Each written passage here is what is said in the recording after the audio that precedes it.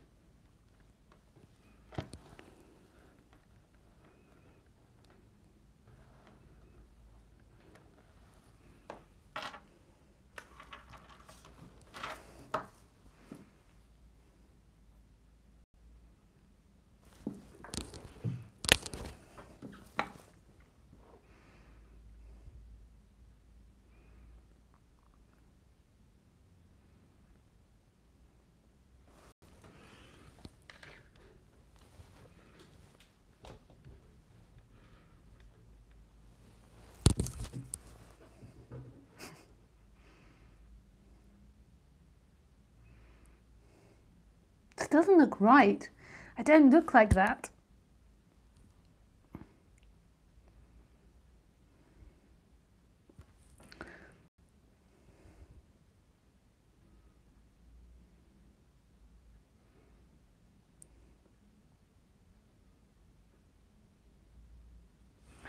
YouTube distorts the image. distorted.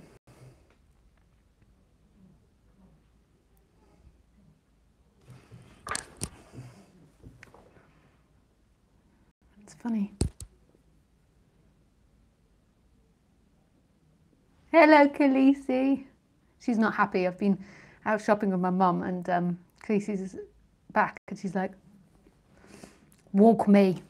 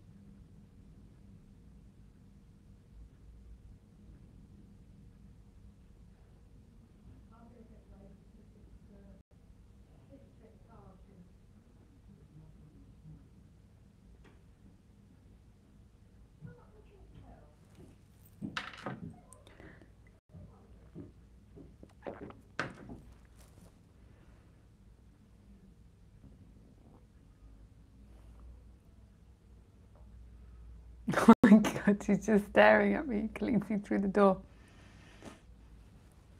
I'm just wagging her tail. Hello, sweetie.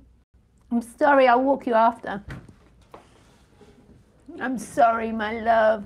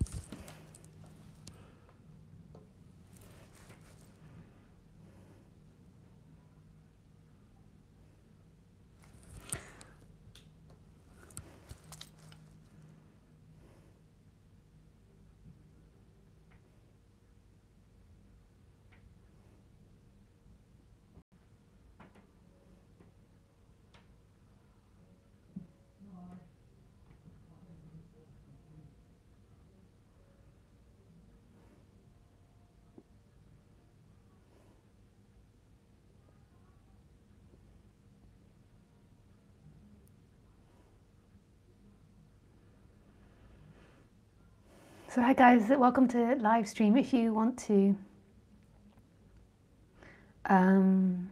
speak to me, then you speak to me through Skype. My Skype address is lisacairns12. That's lisacairns12. I do these talks every Wednesday and Sunday, but to make sure you get notifications, you go to my YouTube channel, you press subscribe and you click the bell that's next to subscribe, and then that will give you notifications of when I'm going live into your email account. So you go to my YouTube channel, you click subscribe and then press the little bell next to it. The same with my website. If you go onto my website and you want more information about my events, then just click subscribe and put in your email address. And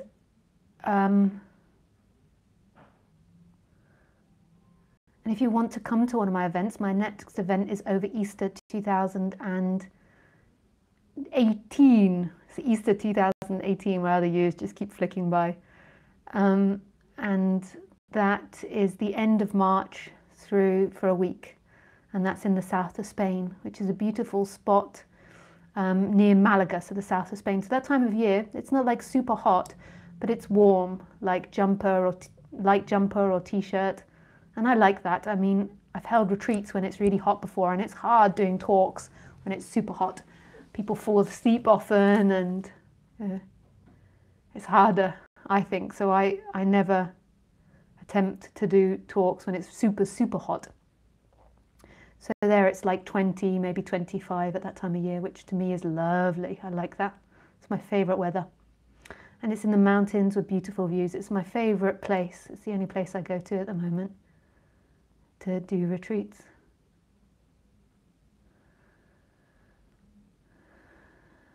And I try to keep all the retreats really fairly priced so that everybody can come to the retreats. And for those that are really broke and really want to come on the retreat but they can't afford it, then we do have a sponsorship program. Now, it's not me that sponsors you, but I ask other people, if they are on the wealthier side, if they could sponsor people. And that worked out last time, and it's a really beautiful thing to do. So if you do feel like you could sponsor someone, there is someone that would be super grateful for that.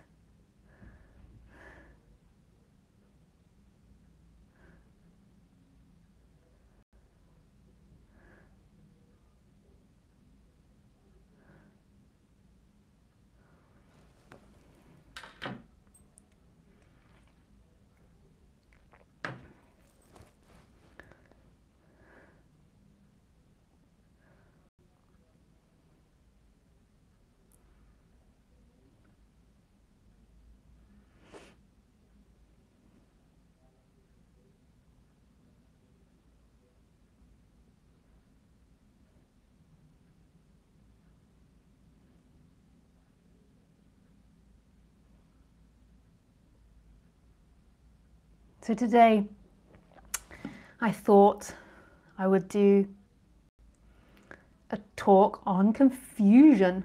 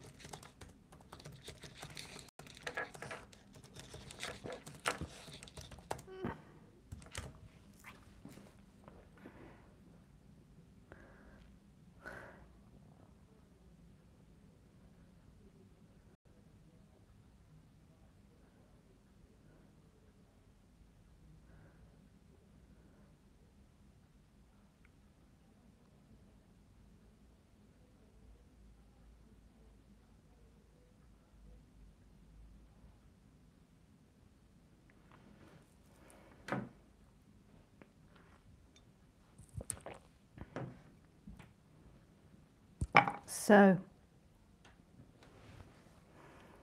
confusion.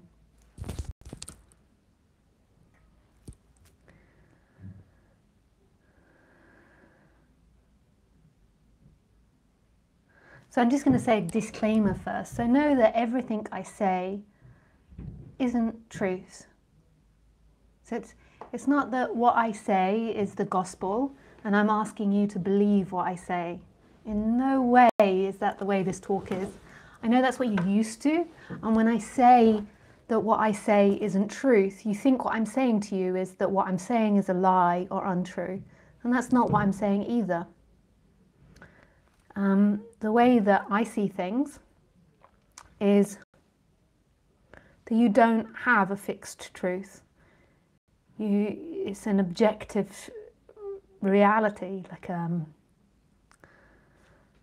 so say this is plastic. I think there was something in plastic sheeting. And we have words that make up sentences to make up meaning. So in English we would say this is a plastic sheeting. This is a plastic sheet. In French, I'm sure they would say that completely different. So in English we would say this is a plastic sheet. A plastic sheet or a plastic cover. And in French maybe they say a cover which is plastic. Who knows how they say it. So and French is very close to English. Apparently 60% of the words are the same. So in other languages they would say that differently. And the way that our mind works and the neural pathways in our brain work is that we have associated meanings with things which we've been taught from our parents. So to me, the associated meaning of this is a biro pen. To a French person, it's a, whatever they call it in French. To a Spanish person, whatever they call it in Spanish. To a Indian person, whatever they call it in Tamil or Hindi or one of the other many languages, I'm not sure of that many. To Egyptian people, it would be in some form of Arabic. I'm not sure what Egyptian Arabic is. So this pen has lots of different sounds. Humans put lots of different sounds for calling this a pen. And we use sounds and we put them in sentences and we can form meaning. So we all have a meaning to those words and we can communicate. So I could say, I picked up this pen. So we know the word pick means to take and to move. So I picked up this pen. And our brain is so quick that it puts meanings to all those words. It puts it in a sentence and it creates an understanding of what the other person is trying to express. If you have travelled around a lot and speak with people of different languages and speak different languages, I'm currently learning French, so it's a big subject for me. If you do that, then you understand that in every country, people say things so differently, and the meanings, I pick up a pen, that could be really confusing if I was teaching that sentence, I pick up a pen, because there could be different meanings for pick, the way they translate it, or they could use it differently in a sentence, and maybe they don't use pick up. You can't say pick up a pen. I would grab hold of the pen. There could be various different reasons why it doesn't make sense. But when you're speaking the same language all your life, you form more and more meanings with words and with sentences. And you communicate better and better. But communication between humans is hard because we all have our own particular conditioning and our own particular meanings to words. And it's okay, it's easier when you say there is a table, there is a light, I'm going to the shops. But when we start talking about more complicated ideas like non-duality or the emotional body or the physical body, or we start talking about existential things, everything becomes a lot harder and is down to interpretation. You don't have a fixed fact. It's not a fixed fact, the sentence, I am going to the shops, but it's easier for everybody to understand what that means. I am going to the shops. Whereas I feel love, that's harder for everybody to have the same interpretation of that word, because everybody understands love differently. Before I had the big awakening when I was 30, I had such a different association to what love was. Even though I'd had many awakenings, I'd been around the spiritual scene for so many years, I just didn't have the same relationship to the word love as I do now. And obviously our meanings change and grow as we understand it, and as we understand ourselves better as well. And this is why we struggle so much when we're in personal relationships with people, communicating, because what one person says and when they're trying to express itself, it doesn't mean that the other person is going to have the same meaning that you're trying to portray. They're not necessarily going to understand it in the same way. So if you say, I'm angry because somebody ate my food and I felt like it was disrespectful, to them in their house, maybe they always had that happening when they were growing up. People always ate their food and it was really normal, and it was actually a compliment. It meant that you had good food. So when they hear you saying that, they'll have a different relationship to what you have to that particular meaning. And I think this is what creates so many wars with humans, and why humans so desperately want to stick with people that are like-minded, because it makes it easier to communicate. Like, it's easier to communicate with somebody that's been brought up in the same circumstances, has had a similar life to you, than somebody that's had a really different life to you. Although that, to me, that's super exciting, communicating with someone that's had a different life. But you can understand when that is the case, when you live with them intimately, you're going to have a lot of misunderstandings about communication. And why? Because to me, the way that I see things, and I'm not saying this is the way you should say things, and I'm not saying the way I see things is truth. I'm also not saying that the way I see things is a lie. It's just the way I see things, that this body-mind sees things. The way I see things is that everything is objective, that there is never a fixed reality, that it's something that's debatable. And not coming to that realization and believing that there are fixed things and that everything is solid and everything is a particular way, this creates, I believe, a lot of confusion. When the mind longs to have knowledge which it can understand, like 1 + 1 = 2, when it craves to have that in everyday life, it gets so confused because it can't possibly have that. You can't possibly understand this world, or understand this reality, or understand that vulnerable, beautiful, completely unique human being in front of you. Like, thought is a great tool. It's an amazing tool.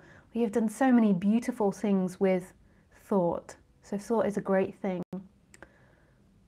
But it's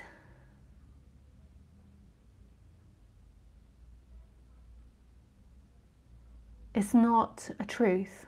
You're never going to be able to come to a thought that's fixed and true.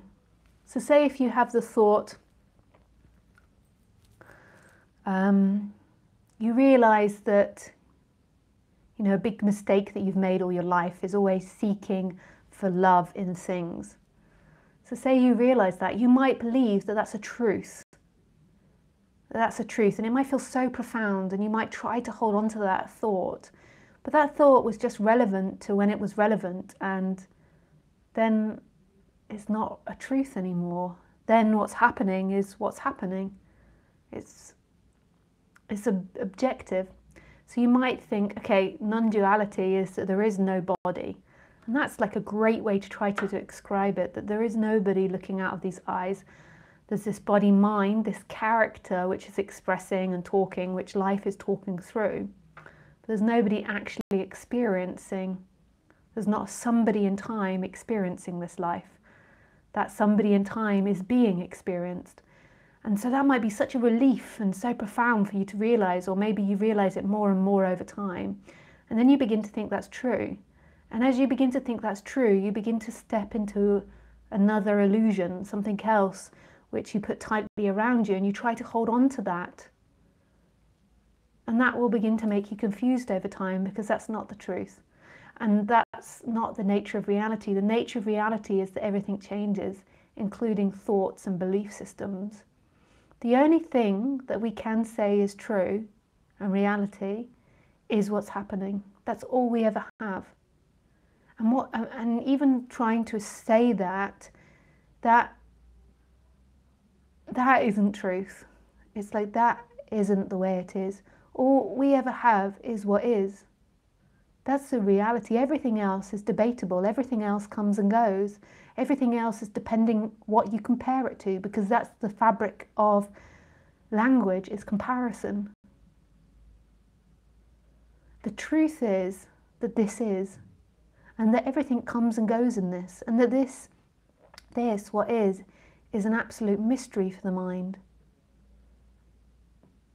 Itself, the alive presence, in a way, it isn't a mystery for itself. It's so ordinary and knows itself as it is itself, but it can never be described or depicted in the mind. And that for the mind is very confronting, I think. I think this is like a huge obstacle for the mind, because the mind always wants to fix it into thought. Let me grasp this in thought and hold on to it and take it to bed. And most of the time, it wants to do that because it feels afraid.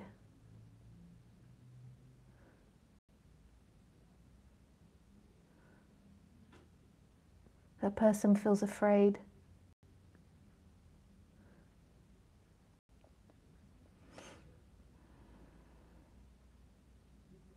It feels afraid to not think about things. It believes that there's a safety in thinking and understanding, which there is on the human level.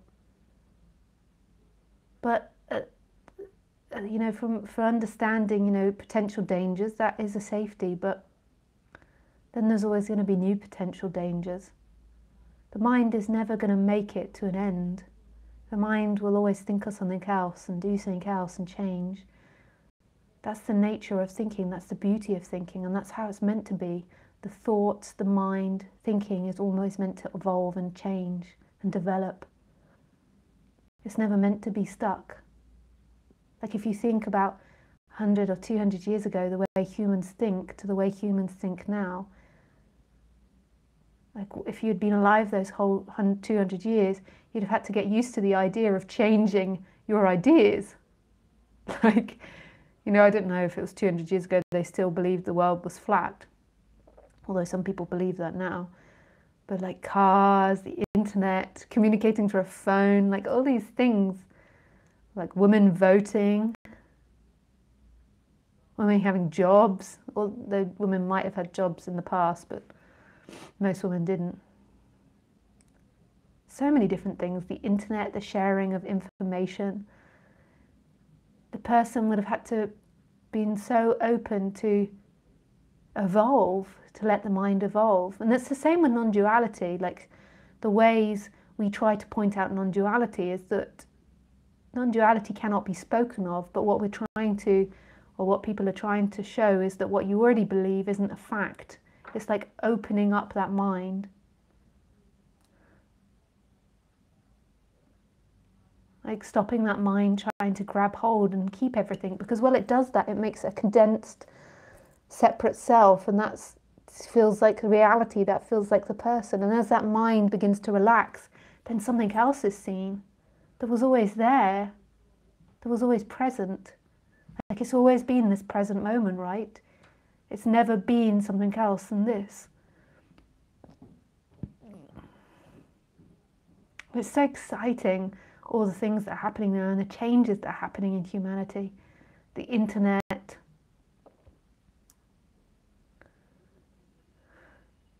thinking, living. I mean, it's just opening up more and more and more and more. What we think is good, what we think is bad.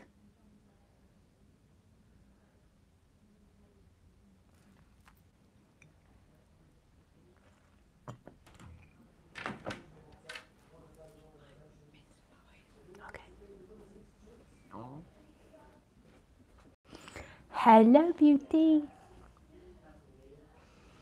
Tiki, tiki, tiki, tiki. Boop, boop, boop, boop, boop, boop, boop. Could you just call her out? Sorry, so they can't see you. Just call Khaleesi out. Go on, Khaleesi. Say chicken.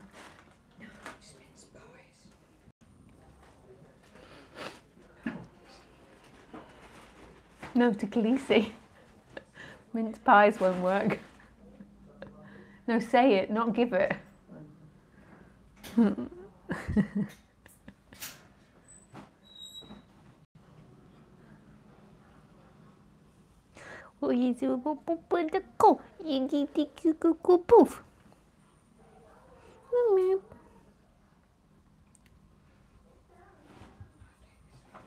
could take that one. Who? Oh, well, that's a good idea. Yeah, just say you got it when you came over.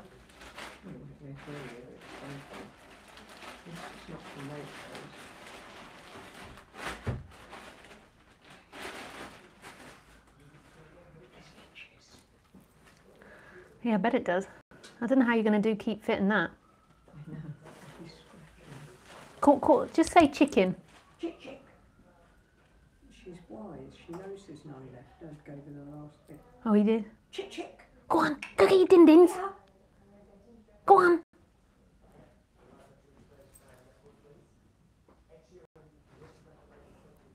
Well, she's coming.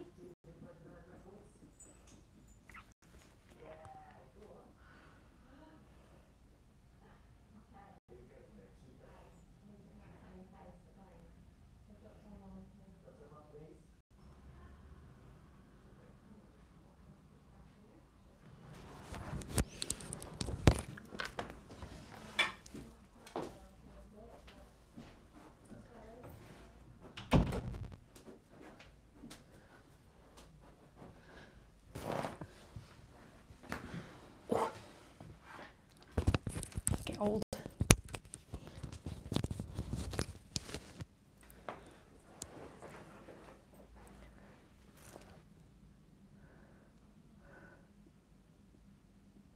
I think it's the hardest thing because to communicate this part, because what the mind is looking for is a new belief system. When I used to hear this subject, I felt this resonance beyond that. Like when they said stuff about the present moment, I knew this, like that childlike wonder. They talked about the present moment or beingness or aliveness. It was like I remembered it. But the mind, the thinking mind, including my mind even then, wanted a belief system to live by.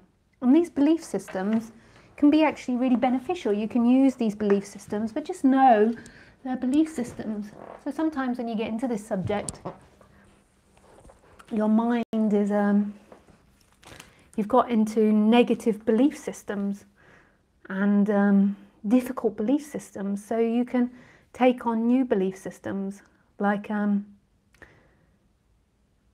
all of this subject. Like this can be really beneficial, but just know also, like have a lightness to it. It's also not reality. Like there's a knowing intellectually that you aren't separate, that you aren't really the doer of your actions, and nothing really is your fault or the other person's fault. That getting isn't gonna get you there. I was watching this psychologist the other day, and he was saying that psychologically we love the act of moving towards something, but when we actually get it, it doesn't. We prefer the act of moving towards something than actually getting it. Actually, when we get it, it's disappointing, and that's psychologically how we are set up, and it's true. We enjoy the action of doing things, like going out and doing something, having a reason and a motive to do something. But then when it's finished, then we're like, what now? And so it's seeing that life is about the journey. It's not about the destination. It's not about getting and getting there. You're never going to get there. Never. It's going to be more the same. You know, if you're stressed and you've got a really busy life, like some people do, especially if you've got kids and household and family and job, it can be super stressful, but you're never going to get to the end of your chores. Your sort of hope is that you're going to get to the end of your chores tomorrow, but you never are. And actually you don't want to get to your end of your chores. You want to do things. You do actually want to participate, but your mind can't cope with all the thoughts about it. It gets stressed having not completed stuff and not knowing what it's going to look like, of not knowing what it's going to do.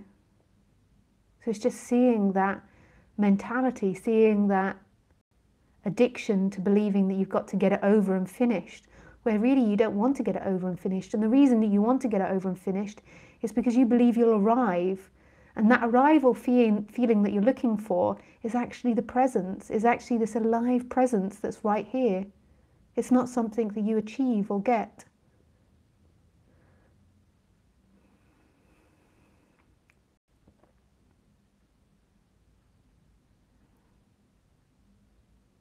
It's so amazing. There's like always things to do in this life. You clean the house, it gets dirty. You clean the house, it gets dirty. You make the bed, then you sleep in it. You make the bed, you sleep in it. You do your taxes, then there's more taxes. Or you do your admin, then there's more admin gets made. It's like that's the way this life goes. If you look around at everything, it's always like that. It's always evolving and growing. Your freedom is in every action. And no matter how stressful you believe it is. And this life, this Western life, is super stressful for people. I've been lucky, like I'm in my late 30s now, and I've been lucky that I haven't had to be invested so much like all my peers have. And I've had a lot of time to meditate and reflect and go over this subject, and I never got so involved in materialism and trying to get all these things. And getting all these things, then you have to look after all these things. Getting all this money, then you have to look after all this money. Not that I'm against it, but it all requires work. And then if you've got kids and a business and all these things on top of it, it's super stressful. So your hope to get to the end of it, just notice the thought, the hope to get to the end of it. And really, the only freedom you're ever going to have is the happening. That's it. That's where life is. This is the freedom. Mine is like, I want to get enlightened, and enlightenment becomes this new thing to get to. It's the movement towards that. It's listening to my talk now. It's understanding these concepts. It's your bum on the seat. It's the sound of the cars outside. The clicking of the clock. Whatever it is that's happening.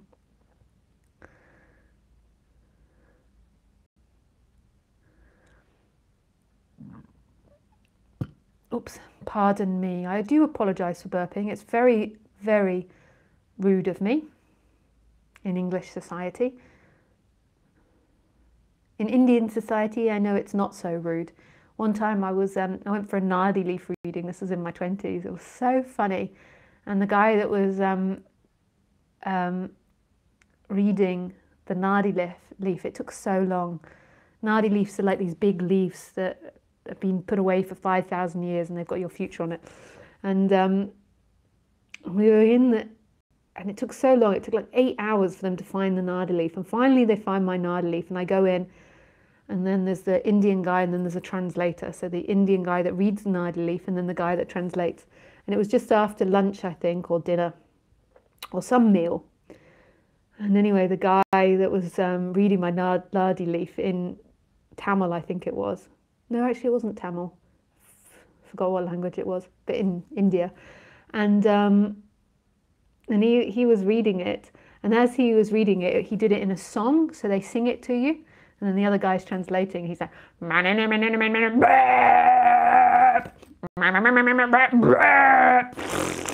it was so funny. And this is so different from English culture. Like in in India, I think it's not in all Indian culture. I can't say that. I'm sure I'm going to be shot for being racist or prejudiced now. But in certain Indian cultures and in communities, I get the sense that that's considered polite, that you've enjoyed it, or you like it's not a rude thing. But to me, like it was like I'm having this spiritual moment where he's reading out my life and my destiny and what's going to happen in my life, and then he keeps burping, and I'm wanting to be serious and profound, and then I kept getting the giggles. It was super funny. But in English society, it's really rude. So all the English audience will be like, who does she think she is? They'll think I'm insulting them. It's just a bit gas, though, if you look at it from a different angle. But Indian society, in some Indian societies or in some societies in the world, is maybe not considered that. So what is the truth? Is it rude or is it not?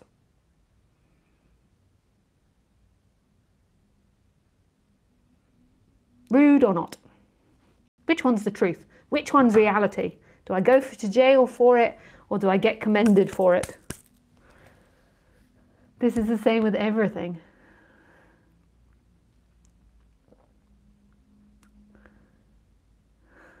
Everything is debatable.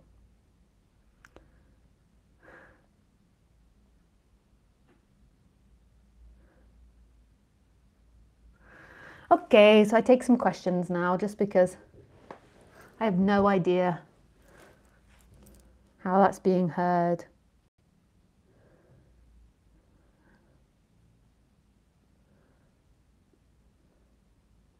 Hey, Whitney. Hello. My 2-year-old loves getting a shout out. His name is Zane. He is building a fort out of our couch at the moment. Hey, Zane. Happy to see you.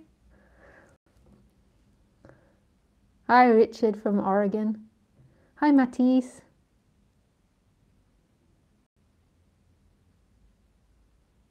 Confusion, don't I know that feeling all so well? Confusionism. Hello, Open Eye Han. Hello, someone from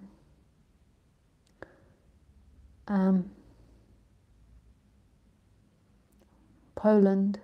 I can't read your name though. Those, I don't know how to say that. But hello anyway. Hi, Chris.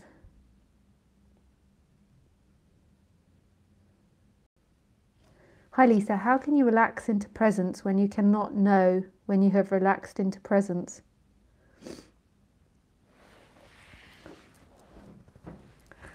Well, that's certainly a great question, because that sounds like you're totally confused. So that's very fitting with the title. So how can you relax into presence when you cannot know you have relaxed into presence?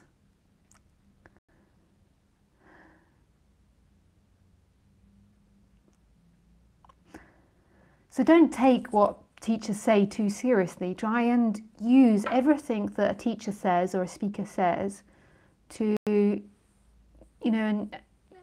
and take it and see what relates true to you. So when teachers used to speak about presence or non-duality or this moment, whatever teachers I went to, it was just known there was this aliveness, this childlike joy. So if you say like, I am now, so please understand when I speak that other speakers speak differently. So some people say the I am is a personal sense of I am, but I'm actually using the I am as more as an impersonal. I don't mean I am Chris, I am this. I mean that alive presence. And I also mean that conscious looking. I put them together, the conscious looking and the I am together. And the reason that I do that is because to me, this isn't a separate reality. This isn't divided. And I used to think that the I am was inside the body, that alive presence was inside the body. What I associate as the I am, not the I am character, not the personal the I am. Maybe some people just call it the I. That I am is actually everywhere, and it's love, the I am. And then there's also this empty looking, which is also everywhere, this consciousness. And that is your essence, that's who you truly are. And that doesn't contain thought, that doesn't contain a feeling. If it contains any feeling on the human level, it's love. And I know that in non-duality there is arguments about that as to whether the conscious presence has a quality. And if it does have a quality, I would go with love. But you could also say that is a non-quality as well, because it's not a thing. And you don't need to get too complicated about it, Chris.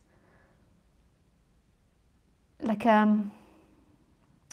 why is your mind thinking up such a complicated question?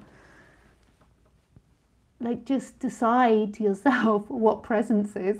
So presence is the feeling of the table, the feeling of the table on your hands, the walking along.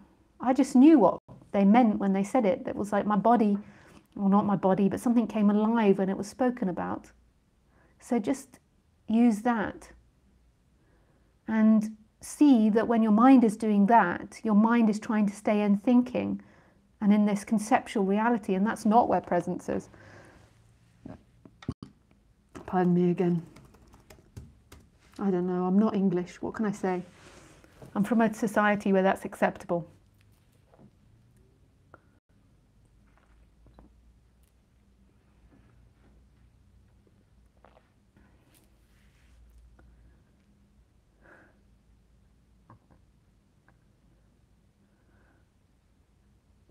Do you know, once a PR manager contacted me. I think it's a PR manager who wanted to organise an American tour for me and wanted to grow me as a speaker. And at first I didn't really understand that's what he wanted, but we spoke on the phone, and he started giving me tips about when I do my live streams. I'm not allowed to drink anything. This looks unprofessional. And this gives the people that are listening too much of a relaxed feeling, too much like we're on the same level. So I shouldn't drink a cup of tea. Obviously the burping and the gas is a no-go. The singing to Khaleesi and the Khaleesi is a no-go. The background is super important. The way I dress, the colours in which I dress in. All of this is important for growing a spiritual speaker, because the spiritual speaker wears certain clothes. And they don't drink or poop or burp or have gas in any way. They don't get interrupted by the doorbell. They don't have a dog. They just live in this perpetual state of nothing happening and bliss and never do human things. So he gave me a list of things that I shouldn't do, and then after the conversation I knew that wasn't something I was gonna do. Not that I'm against PR, because it's just the psychology of the way humans work. But it just didn't feel right.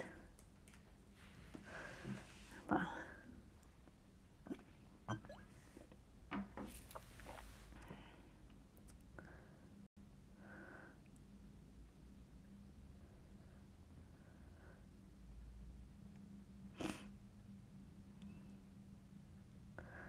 so Chris, sorry, back to your question. So what I always recommend you do on the human level, knowing that that person is being experienced and that person isn't ultimately the doer, but that person feels on the human level like it can do things. Ultimately it can't, but I can say to you, put your hand in the hair, put the hand in the hair, and it can do that, or touch your nose and it can do these things, and it feels like you're doing them.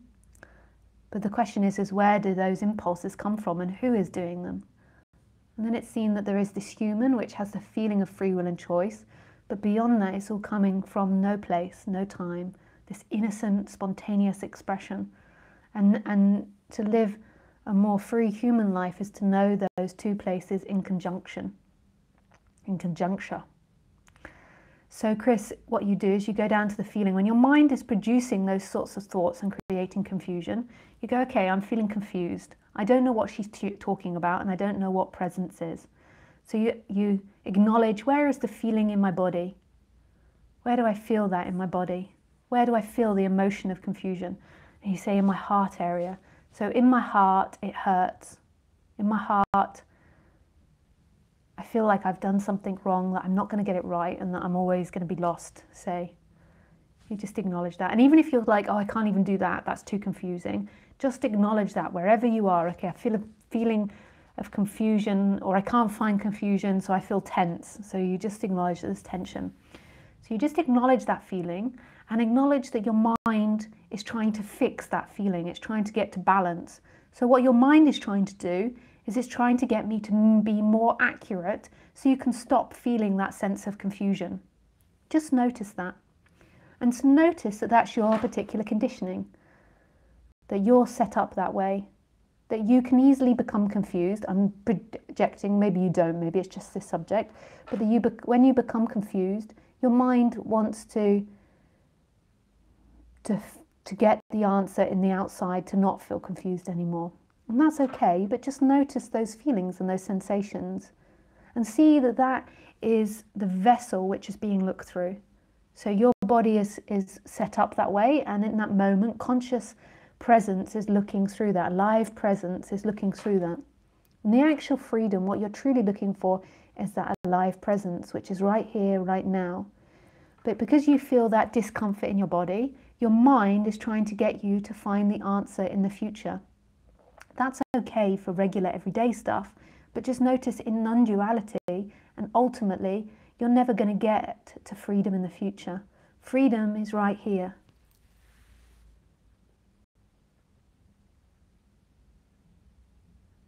It's not that I'm confused, it's that I am confusion itself.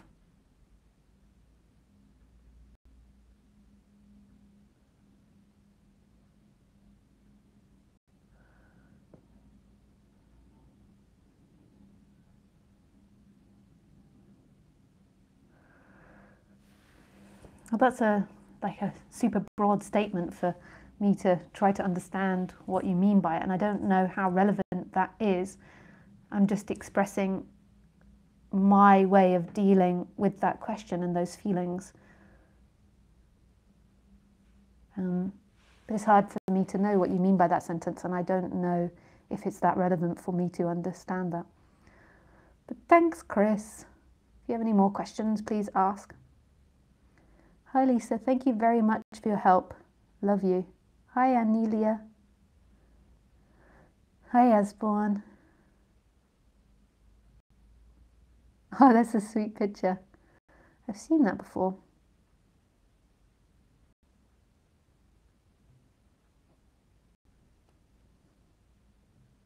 I don't know where I saw that before.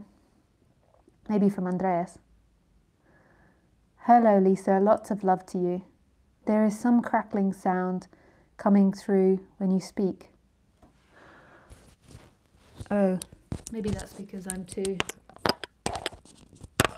close.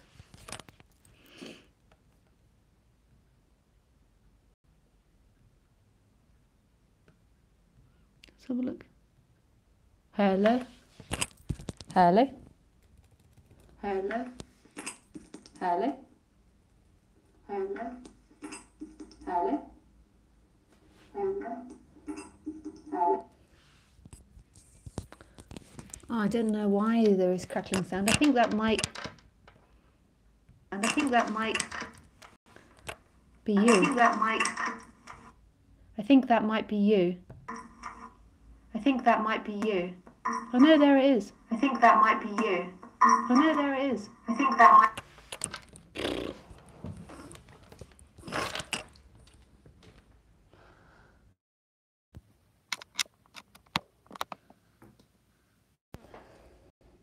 I think that might be you. I think that might be you. I think that might be you. I think that might be you. I might have fixed it just putting it in and out again.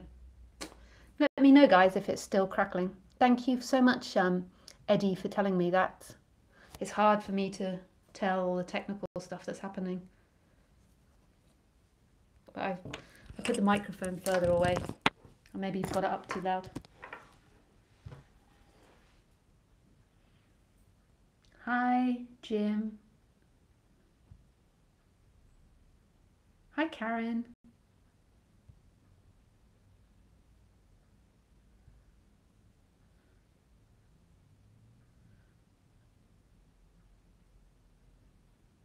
Just saw your video to know love today for the first time. I was moved to tears by it. Yep, and that's the way we are taught at home and in schools as well, to think super rationally and deconstructing everything neatly and tidy, taking away all mysticism and beauty of life. Super exciting times indeed. She loves you deeply.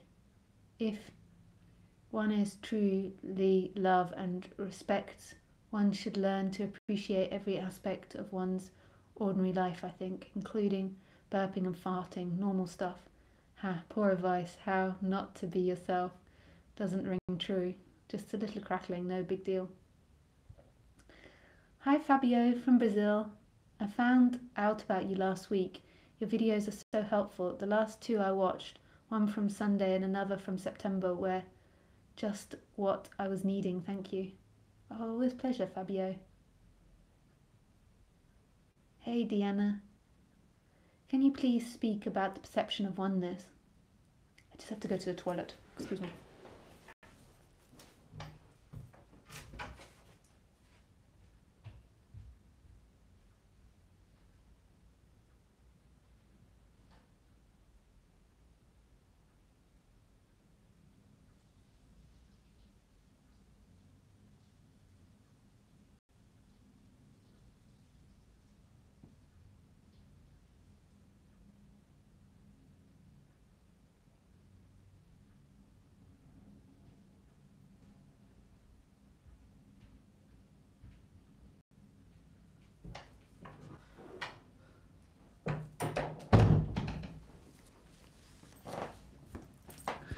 Hello Lisa, can you speak about the perception of oneness? I remember experiences of seeing everything as oneness, as aliveness, pure, vibrant love. It appears for short times, and when it was over, there came at first great joy, and shortly after great disappointment and a great desire for that state to be back. In the same time, a strong tendency of grasping in the mind appeared, apparently stronger than before. Thank you. Yeah, it's really difficult to talk about this part because it's not an experience of oneness, it's just the way it is. Oneness is the way it is, as there's not so much focus put on the conceptual. So the conceptual is divided. The conceptual is this and that, right and wrong, you and I, and the conceptual is really relevant in the human life, but the conceptual isn't reality. What's happened in humans, in most of humanity, is they've taken that conceptual to be reality, and they've forgotten what was beyond conceptual, the conceptual, because before we spoke and before we thought as humans, there was this alive presence, and this alive presence isn't contained inside the body. So you think that, so the mind thinks that I'm someone inside here looking at an outside world, but actually you're not somebody inside the world. There is looking happening, and in the direct experience there isn't someone looking at something. There is looking that's happening, and there isn't a place where you end and that object begins. This is in the direct experience. So it's not an experience of oneness. There can be loads of experiences of oneness, and that's not what's being talked about. Experiences come and go, and normally what you remember from them is bliss, and what you're longing for is that bliss. But in the direct experience, when the movement back to presence happens, where is the point where you end, where that alive presence ends, where the hearing ends and the heard begins? So say outside at a moment, there's the sound of cars driving. My parents live on a road. And in the direct experience, in this moment, there isn't a sense that they're happening outside. There is just sound appearing in this alive presence. There is sight appearing in this alive presence. Is this alive presence? And your mind divides it and says, I'm listening to that. And that's where division comes. But even that thought, I'm listening to that, is appearing in the alive presence and doesn't actually refer to separation, but it just gives the appearance of separation. This may be a bit complicated. So just put your attention, so say, as that separate person, so as that personal awareness, put your attention in the present moment. So put your attention on the feeling of your nose. So just keep, or your face. Slightly hot in here, so I'm very red. So put your attention on the feeling of your face. So now your mind thinks, and your attention is used to being in the mind, it's used to being in thinking.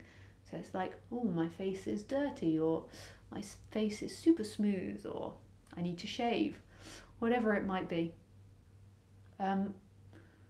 So you put your feeling there. You'll notice your mind thinks and tells you a story of that happening. And notice that the story that's happening about what you're doing and what you're doing are appearing in presence. The presence is inherently there in every experience. Now, this energy is tightly pushed inside that person that's thinking about its experience. I am touching my face. And so it gives the appearance that's who you are. But beyond that person, if there's just a stepping back or a stepping out, there's a seeing that all of that's appearing in a presence, and the presence is inherently there, and the presence isn't divided. Like, if you don't think about it, if you're not in the story of you, where does your looking end and the computer begin? Where does this moment begin and end? Like, you think, okay, I as a body came to this moment, but when did you come to this moment? You might have walked into this room, but as you were walking into this room, and when you were in the other room, it was this present moment.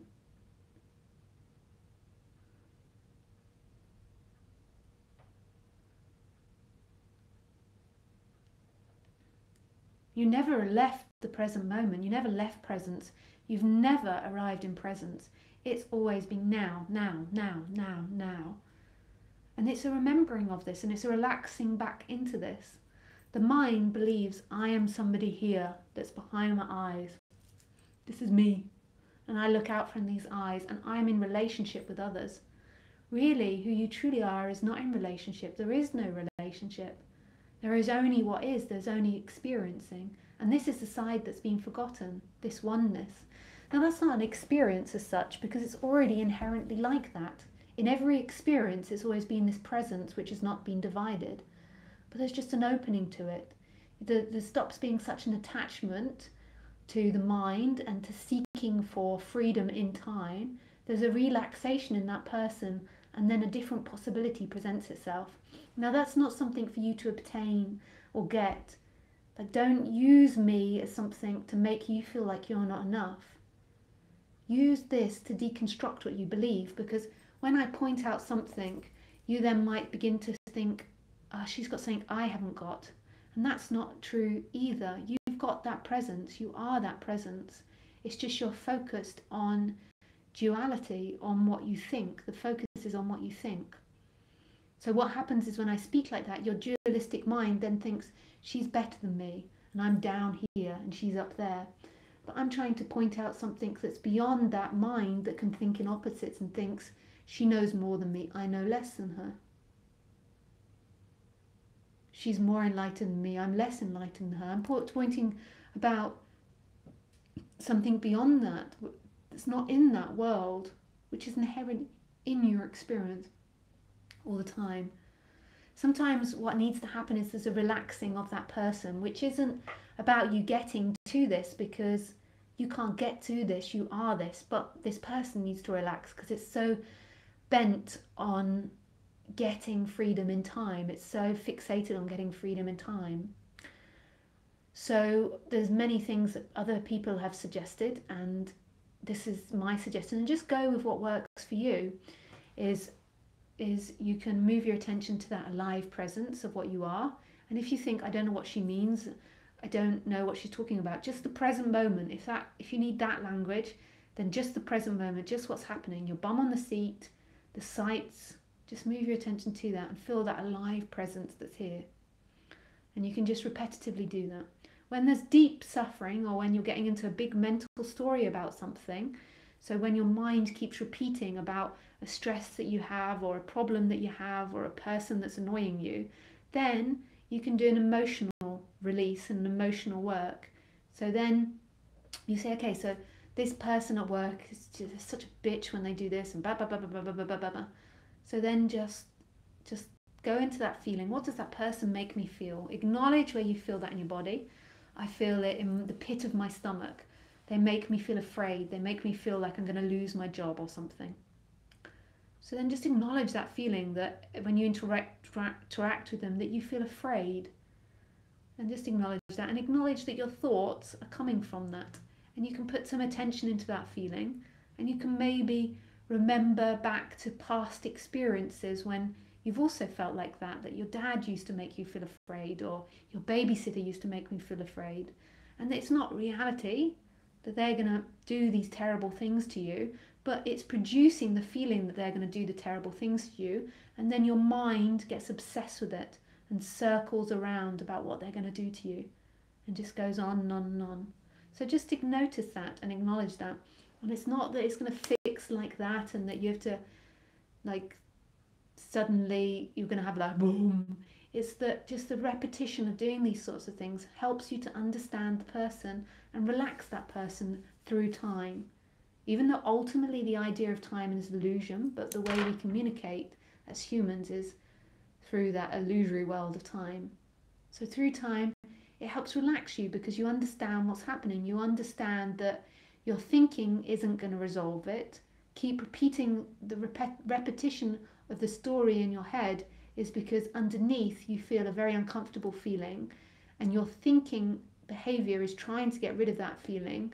But what it's doing is it's just getting stuck, repeating it and recreating the feeling, repeating it and recreating the feeling.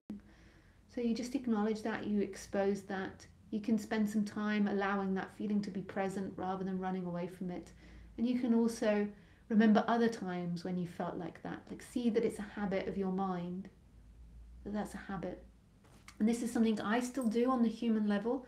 Like, I can have stuck thoughts about things sometimes. Like, it's not even something that goes when there's a relaxing into the present moment. It's the nature of a thinking mind, that something that scares me I can get stuck on.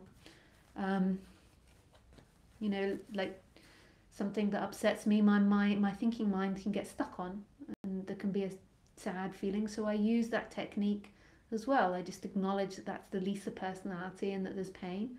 So don't think in any way that I'm above you on the human level. On the human level, maybe for the rest of my life, and maybe for the rest of your life, you're going to deal with the complicated conditioning of this body.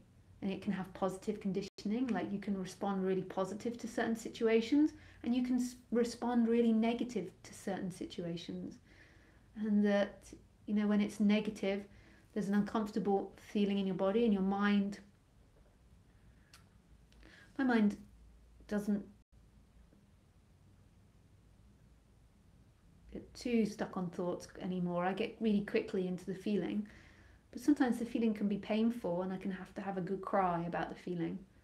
I think I've practiced this for so long that, you know, even when I'm standing in front of someone and someone says something to me and I feel, oh, that was painful, I can just quickly drop into that feeling.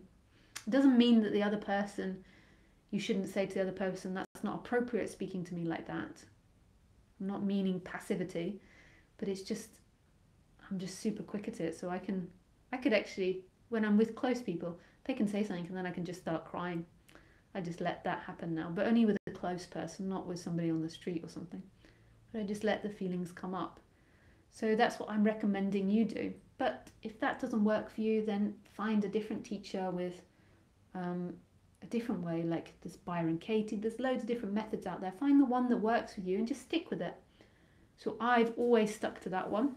I don't know how I worked that one out or where I got it from, but that's something that worked for me, is that I just go into the feeling. So something happens, there's an uncomfortable feeling, I recognize the thought process that happens, and I recognize the feeling that happens, and I just stay with that. I go into the feeling. And sometimes I use memory to remember other times when I felt that, and I just see it as a condition of this instrument which is looked through. And another thing you can do, this isn't something that I do anymore, but something that you can do, and I used to do, is moving to the I am, or moving to presence. So moving to the present moment if your mind is getting stuck. Like there's like a really nasty story going on and then just moving to the I am. But again, this is ultimately, that person isn't you, so everything that person does isn't you, and what that person does isn't going to lead you to freedom. They lead you home, because home is here. Whether you're in agony or freedom, or agony or joy, freedom is here. Freedom is always present in every experience. It's just that it's overlooked by this seeking energy. And these are just two things that you can do to help settle that personality. And if that doesn't resonate for you, I'm not a dictator that's saying you've got to do it and that's the only way. Go with what resonates. Doesn't just, I would just pick one and then stick with it. Don't keep jumping around. Pick with something that works for you, and because that's another habit of the mind, is to perpetually stay confused. Is this one right? Is that one right? I think they've all got merit. They've all got good things and bad things about them. I mean, you know, me suggesting those things, the bad side of that is giving you the sense that that person arrives at enlightenment and that that person is going to get enlightened. I can see the negative of that. But I can also say, by not pointing out a process, it can send that person into a depressive spiral of apathy and not doing anything and staying in bed and feeling like it's going to happen one day and getting into this weird story. It's going to happen one day if you don't do anything. And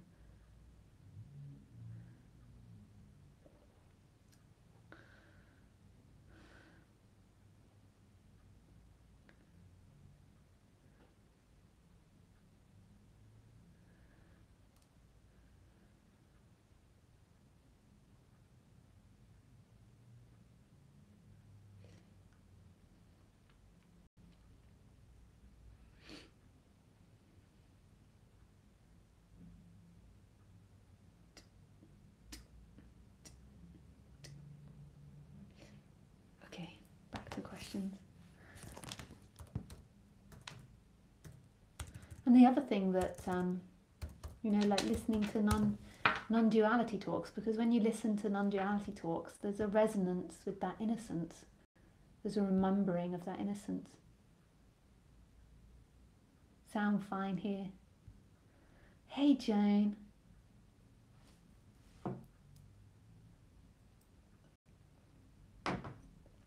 Hi, Lisa. Can you speak about memory and how it works for you? My memory has changed a lot the last 3 years. Basically, I forget a lot. Sometimes my body remembers the situation, but I have to think really hard to remember the story. Other times I remember the story but can't feel how it felt. Does that make sense? In some situations I'm afraid of making mistakes because I forget things. But on the other hand, it feels like it frees energy in the system to forget things easily. Yeah, I think so. I'm super forgetful. I always have been, but it did get worse with this subject. I think it's great because your body, there's like a letting go of things really quickly. The difficulty that can come in relationships is that I can get confused about what happens. So somebody says, did you do this, or did you do that, or did you say this, or did you say that, and I can't actually remember. So that's the difficulty part of it. But yeah, I think that having a bad memory is such a blessing. I mean, like, it's also not such a blessing with certain things, like practical things, but it's a blessing because everything passes through really quickly. I did hear a doctor speak on once that they think that the separate self and the memory are very tightly connected. So you remember when you were a child, and this is how they explained it to me. I don't know if it's true, I've never looked inside the brain, I've never dissected the brain. But you know when you're a child. So when I was 6 years old, I remember that like a year ago seemed like infinity. So I remembered what I did the summer before, and it was like so distant and far away, and it felt like such a long time a year ago. And you know, I remember really thinking about something we did, and and it just seemed so distant. And I just remember a year being like this amazing thing that was, yeah, just amazing. And that time and how far away it was. And then, as I got older, my memory improved and a year seemed a lot closer. As I got older, each year that turned over, it was almost like it was just last summer. It wasn't very long ago to last summer. And this is, as you get older, your sense of self also gets stronger. So, and your sense of self is always based a lot in time, a lot in memory and future projection, like where you've been and where you're going. And so what doctor said to me once is he assumed that the sense of self is tightly connected with the memory muscle. And so when your sense of self, like that sense of who you are changes, there's a lot less energy that's going into that memory muscle. And so your memory is not as good, it becomes less, which kind of made sense to me because a lot of speakers that I've spoken to, they've also found their memory changes. But, you know, who knows? If you had an amazing memory your whole life, then maybe you carry on having an amazing memory. Like, I don't want to put it into any categories for you. Like any categories for you to think this is the way it's got to be. She's saying that I'm never going to get it.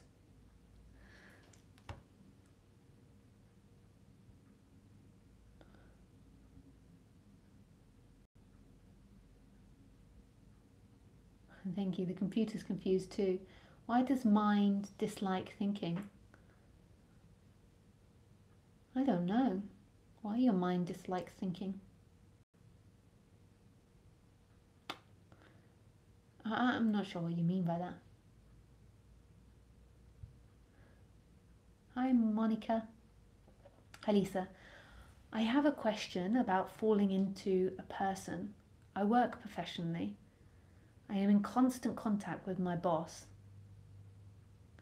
I often lose my presence with him. I feel confused and fear of leaving the person because then I'm terrified at work that I will be released. Can you explain why, when there is lightness in me, people out of mind cannot understand me? Where did you get the strength to remain conscious? Sometimes people who are struck in the mind are so cruel, stuck in the mind are so cruel and do everything to make you feel good. I think you mean bad. The fear that overwhelms me makes me give up. Actually, what begins to happen is it begins to take over by itself. So at first it feels like you practice the I am presence, or you practice this, or you're deconstructing yourself. And then it's like it begins to take over and do its own thing. Like, you know how like when you're cycling on a bike at first, you know, when you first get onto the bike, you pedal and pedal and pedal, and then your momentum just means the bike goes by itself and you don't have to pedal anymore for 10 or 20 seconds, then you have to pedal again. But it's kind of like that, like as you get into the subject. So it's sort of, at first it feels like you're deconstructing yourself and that you're staying present, and then the energy just takes over. But this is a struggle that I still have, is dealing with people, relationships. So relating with people is hard. It's not an easy thing. And I feel like I pick up people's energies as well. I can't guarantee that's what's happening, and I like to stay humble and not be like, I'm picking up your energy, but I feel like I can feel other people's energies as well. And so I always just am trying to acknowledge what my body's saying. So if somebody comes in and they're super aggressive or they've got angry energy, they might be coming across as polite. I just feel that in my body, and I feel and just recognize super quickly. It just happens. It just is recognized. This person is making me feel afraid. What has happened to me in the past even since my awakening, is that I get talked out of my feelings, and not out of, I think it's good to be talked out of your projections, but your feelings are different things, and it never goes well when I'm talked out of my feelings. So say, even if I'm working with someone, I might say to them, you know, I get the sense that you're having a lot of anger towards me or something, or I feel like you've got a lot of anger towards me or something, or I feel like you're speaking to me from a lot of anger, and then they deny it, and they say, no, that's your projection, that's not true, I'm not angry, it must be you that's angry. And because of the way that I've been conditioned in spirituality is always to question yourself, then I'm like, okay, well, it's my projection, so something in my body is responding with anger, or there's a projection of anger, or maybe it's the dogs, or maybe it's from a different room, but I don't try to push it on them, and there's a trust that they know what they're feeling. And from being a speaker now and working with people and just from interacting with people, is that the lesson for me is learning to trust my feelings a lot more. Now, feelings are different from thoughts. The seeking energy tends to be a seeking to run away from something. So seeking to run away or get validation from something in time. Whereas your feeling is like what your body is saying. Now, I'm not always right, so it might be the case that the other person isn't feeling angry, but by them saying I'm not feeling angry, like I'm now learning not to take what the other person thinks about themselves as necessarily the truth, because a lot of the time people don't know what they feel. So even if they feel angry on their mind level, they're not telling themselves that. They're telling themselves another story, and that story is what they're perceiving. Their feelings are cut off, and they're just in this head level. So in their mind story, they might be telling themselves that she doesn't understand me, or that she's being really rude, and then underneath that they're feeling very angry. Whereas my attention is a lot more in my body, so it's a lot more what my feelings are, where my feelings are. So what I find that I'm learning is to trust my feelings a lot more, and just know that other humans, they've got this whole thing going on, their whole world going on, and they're not trying to be bad, or they're not trying to do anything bad, but they've got their whole world going on. And the best thing that you can do is you can acknowledge what you want in that situation. So if you feel they're being angry, if you feel they're being aggressive, just acknowledge that, and just acknowledge, okay, so what do I want now? And then what you might acknowledge is that you want them to stop being angry with you, which is totally valid, or you want to stop being in that anger. So then you can then move away from them. You can then notice that, and rather than trying to express or convince them that they're angry or that you haven't done anything wrong, you just acknowledge, I don't want to be in their anger, and you move away from that anger. But this is something that's super hard. Like, I don't think anybody has ever fully worked out how to communicate best with humans. We're so complicated, and everybody has their own perspective and their own feelings and their own way of seeing things. So it's like you just deal with it moment to moment, and you understand what you want and what your body's feeling, and you say, okay, I feel like they're feeling like that, but you ultimately can't know. So you just do your best with it, and just notice thoughts about wanting it to always be right, or wanting to be a perfectionist about it, and to know what they feel and know what you feel, and feel like you can work it all out, and that these things can't always be worked out, and that humans are really, really complicated animals, and that if that makes you feel hopeless or disastrous or any of those big feelings, notice that inside your body. Notice when you're feeling crushed by the complications it is to be in a human relationship, and so notice that and let it go, and open up again to that communication. But I used to have this nice image that after awakening, relationships would be super easy. I kind of think that it's relationships that have kind of created the separate self, like it's relating with people that's created the separate self. If we didn't have to relate with other people, then the separate self would have never been created. Like it formed out of relationships. Relationship was the first thing. If you think back to Adam and Eve, that they kind of, the story of these two, this man and this woman, and then eating the apple of knowledge and then being aware of their nakedness. It's like in order to be aware and ashamed of your nakedness, you have to project another person, or you have to have another person there. So I kind of feel like a whole problem came from relationships, and that, like seeing that there is nobody in relationship is a great freedom, and that's the freedom, remembering presence, remembering there isn't division. But on the human level, we're always going to have to deal in relationships.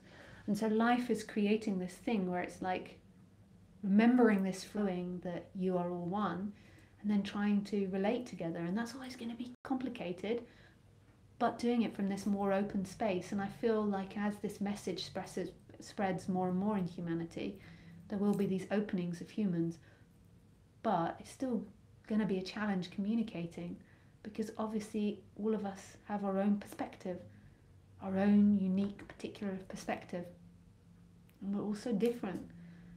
And I think actually the acceptance of that, and the acceptance of the uniqueness and the difference and the complications of what it is to communicate, will be actually really relaxing, rather than this ignorant belief in humanity that we can communicate and we will communicate, and that everyone will understand us and will understand them, and that we should have peace and it should always be peaceful and we shouldn't argue.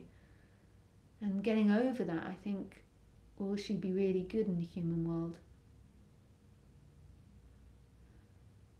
Like realizing that communication is difficult, and that all of us have to have compassion for each other, and in understanding we're all programmed so different, such different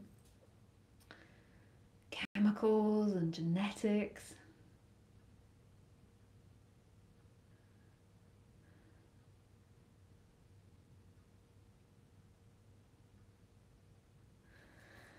So thanks for that question. Thanks, Monica. Nice question. Hi, Camilla. Thank you so much for being there for us, Lisa. Your constant pointing and looking with us is always so helpful. I still struggle with getting identified, especially at work, and sometimes feel very frustrated or slightly depressed being stuck on this yo-yo. Your pointing always helps me relax back in. Lots of gratitude and love. Thanks, Camilla. Yeah, I think the seeing, like seeing it all. So when you have those feelings and thoughts of being stuck or yo-yoing, you see what it is, that that's a thought and a feeling arising, and that's all it is, and that it will pass, and then there is this, and that's what remains, is this. So you sort of have all these waves come up and go, and just see them for what they are, that they're waves, the particular conditions of you, and even the thought that you're yo-yoing, that you get it, you lose it, you get it, you lose it, and that you want to arrive somewhere. You just see it as waves in the ocean. Those thoughts appear, those feelings appear, and then they go again. But what remains is presence, and that tendency to beat yourself up that you haven't got it is just a tendency, and it's not actually really talking about your spiritual progress. It's a tendency of comparison. So everything is just waves, and here we are. And you are it. You are whole. You are that completion, and you have made it. You've always been that. You're not complete in any way, and any story that arises telling you that you're not lovable or incomplete has no reality to it. But yeah, I think it's the night of talking about work. Working with people is super complicated.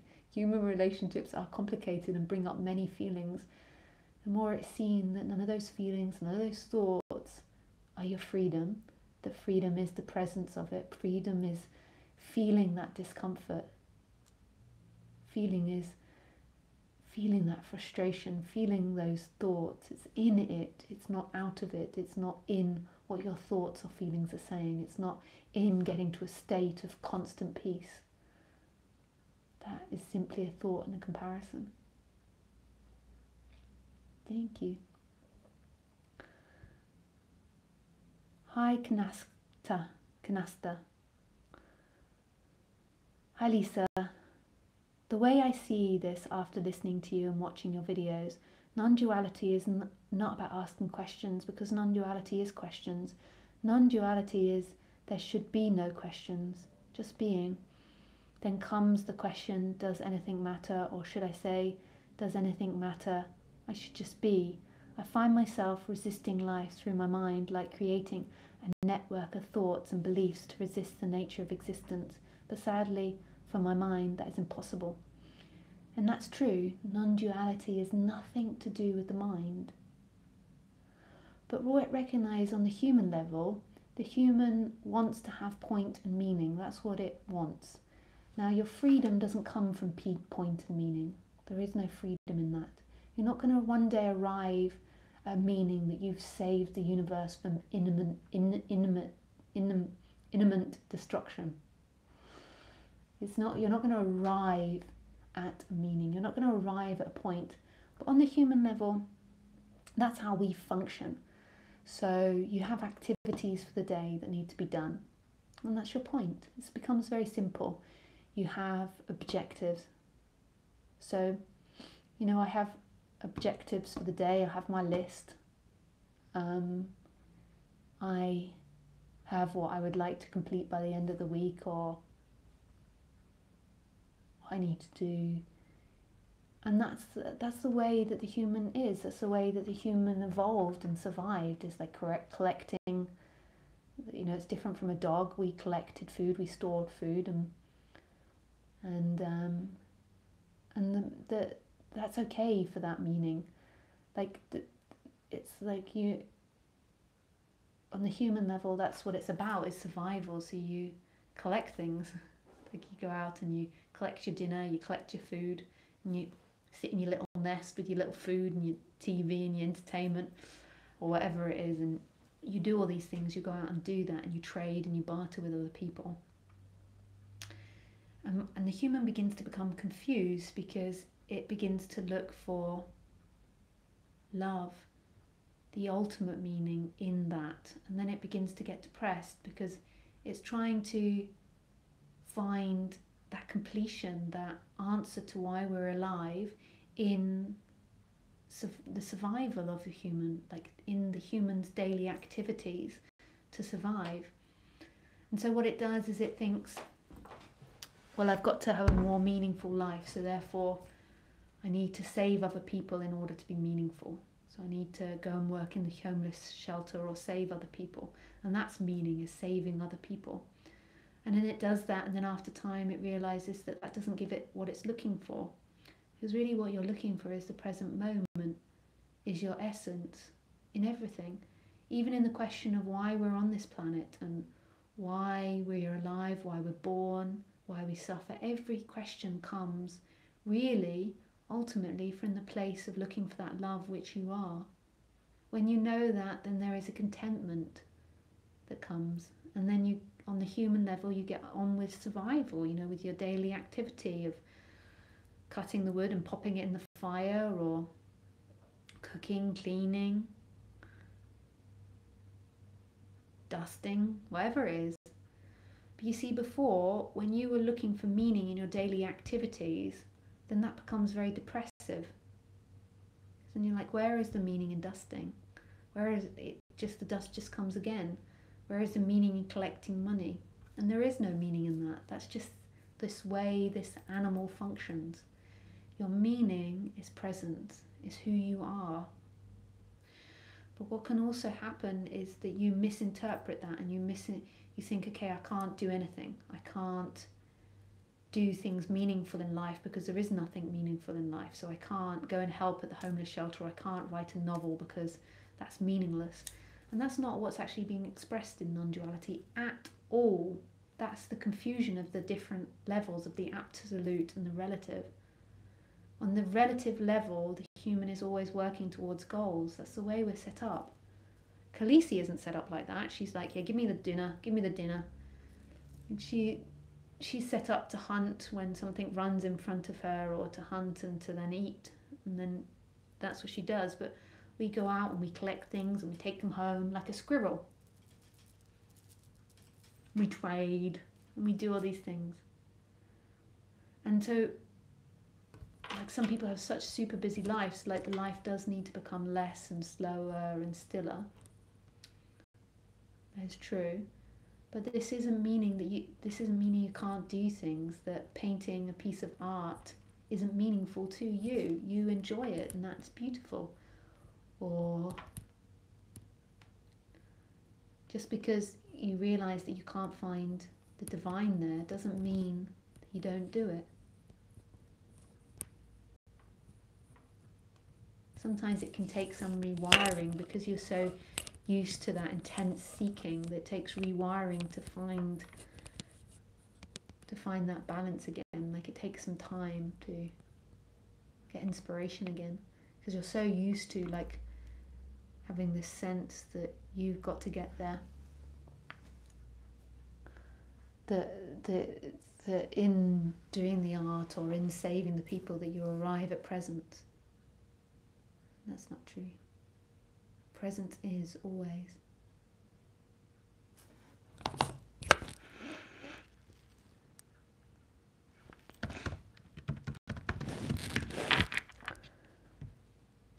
Thank you. The mind was trying to find a sense of importance in a state of consciousness and could not find it, and got impatient in attempt to get there.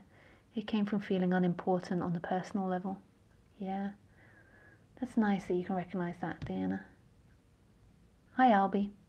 Listening to your live YouTube talk session right now. Thank you. What you are saying is beautiful and totally resonates. About being in the I am and also addressing emotional issues as when they come. Thanks for everything. Always pleasure.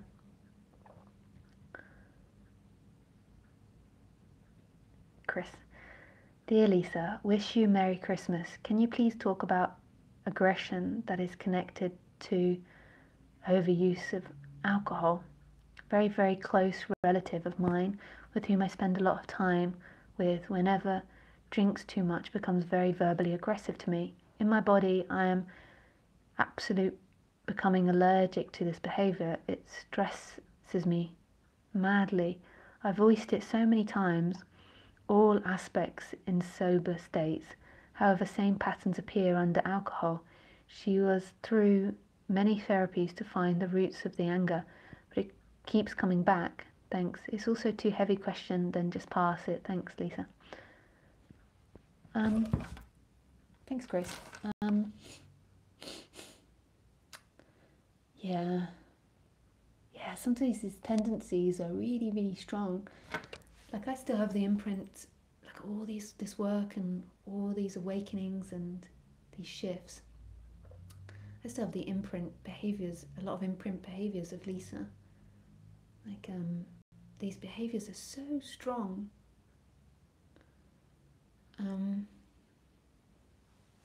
A lot lightened, but there's still this imprint. So, that's something. I mean, my way of dealing with relatives whose behavior I don't like is to limit seeing them when they're in that behavior, because you can't force someone to change, and they can't force themselves to change. That change has got to happen, and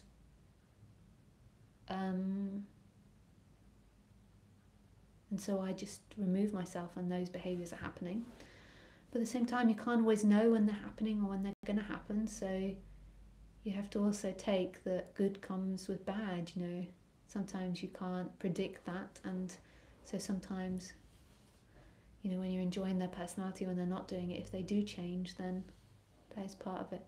If she's been through therapy and if you've spoken about it, there's not really too much on your side you can do but remove yourself when that happens. Even you attempting to teach her is most probably not appropriate. If she's been through all the therapies and if you've spoken to her about her many times, then it just, maybe that's the best answer. It's not always easy though. You get caught sometimes.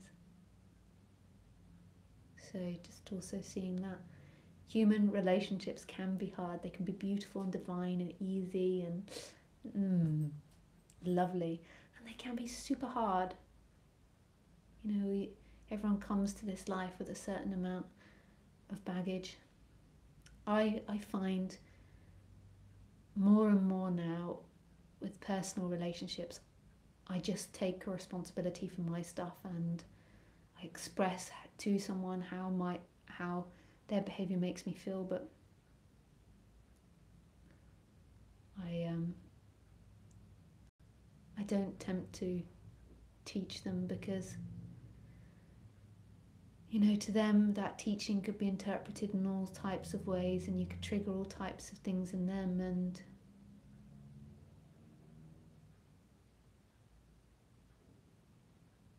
it's if they want to change and if they see a problem with it, they'll find their way. And if they ask your advice, maybe I'll say some things, but when you're personally involved with someone very closely, you know,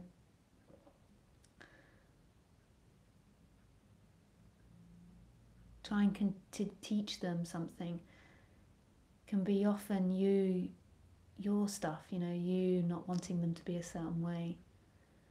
You can express how they make you feel, but there's a very, very complicated thing teaching people when you're personally friends with them, and take it from somebody that's learned, you know, over 7 years of speaking. I've learned befriending students is very difficult, and people that are in your personal life becoming students is very difficult, because once you cross that line into a friendship or a more personal relationship, it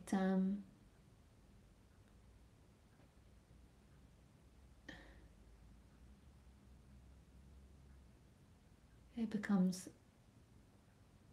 a lot harder. So really, in the personal relationships, it's better that they go and seek the advice outside of you, I think. Just from my experience, maybe other people are different.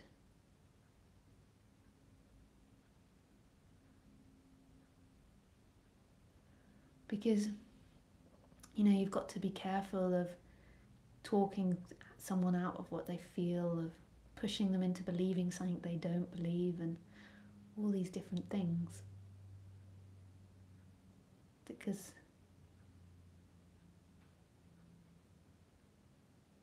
they've got to want to do it. They've got to see through their stuff. You can't do that for someone.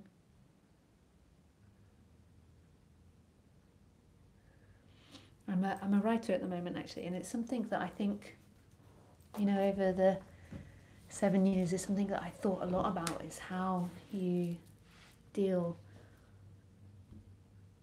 with this on the personal level, whether you teach someone or not. And it's and currently I'm writing the script of 2 lovers, one of them being the teacher and one of them being the student, and it's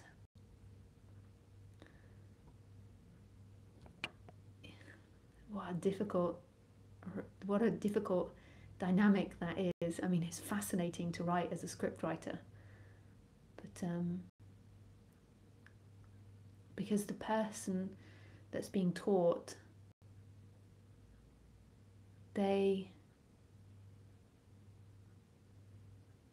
all in their game, and even if the person that's not teaching isn't in their game, the person that is teaching, they're at points wanting sexuality, at points wanting fun, at points wanting to enjoy themselves, at points wanting to teach.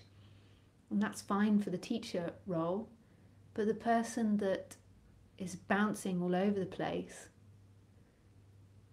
they'll be trying to please you, they'll be trying to get your attention, they'll be trying to do all these different things to get something, and to moving into all of those different roles is I think is too confusing for the student. It's too overwhelming for the student, and even for the teacher. It's like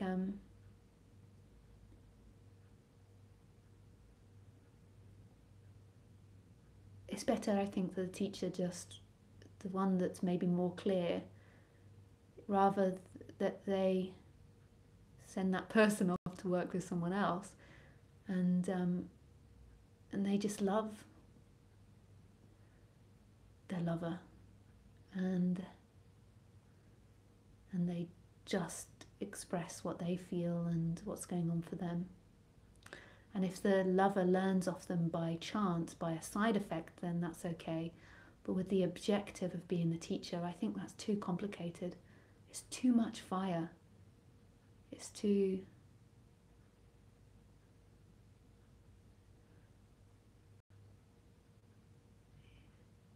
Yeah, this is from my experience.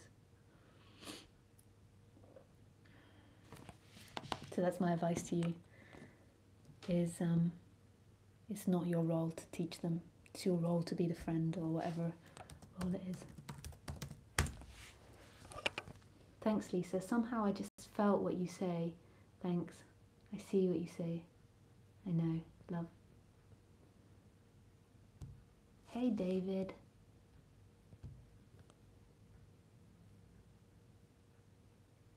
That stuff is super hard. Wish it was easy with people as it is with animals. Authentic, direct, true, honest, just pure love. Beautiful talk, Lisa. Don't panic. Is it ever? Is it ever now? Hi, Lisa. Your top matches your mirror and lamps. Looks cool. Oh yeah. The traditional English. Okay guys, that was a long talk, so I think that's enough for today. I have to go and walk Khaleesi.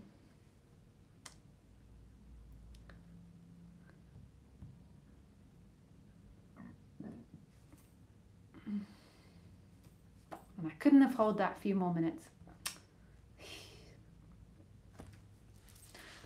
Okay guys, so send you lots of love, and I shall see you this Sunday. Thank you. Bye guys.